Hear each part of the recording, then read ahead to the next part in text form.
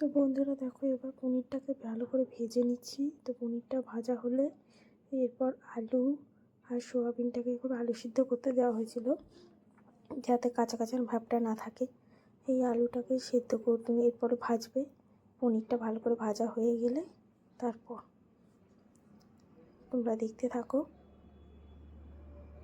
মা ভেজে নিচ্ছিল, পনিরটা খুব নরম ছিল বলে ভাজা যাচ্ছিল না, খুব প্রবলেম হচ্ছিল। তো ভালোভাবে ভাজার পর এই হচ্ছে যে পনির ভেজেছিলাম, তারপর আলুগুলো ভেজে নিতে হয়েছে।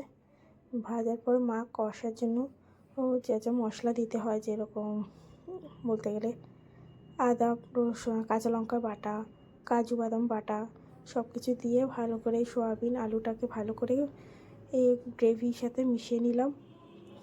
মেশানোর পরে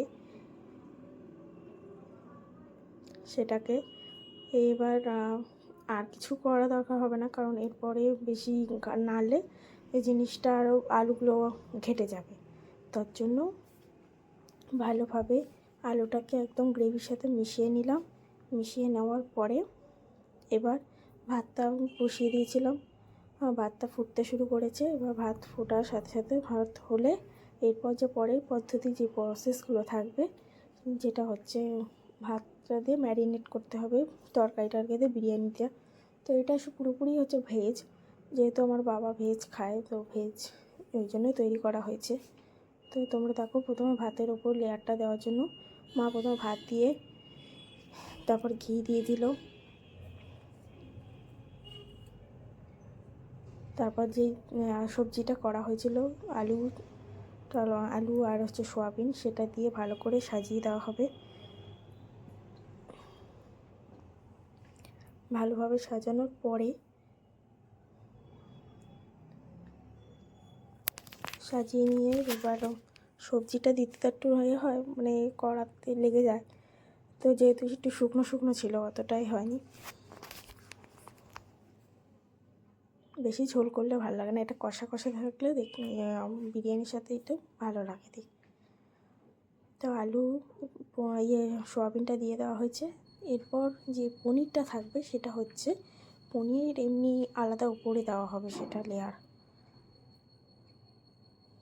তো এত বড় ভিডিও হয়ে যাচ্ছে তো বুঝলে, ওই জন্য আমি অতটা দেখাতে পারিনি, যতটা পেরেছি তোমাদের দেখালাম, দেখে নাও। এরপরে আবার ভাত দেওয়া হবে।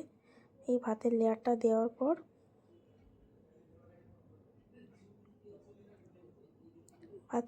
দেওয়া হবে।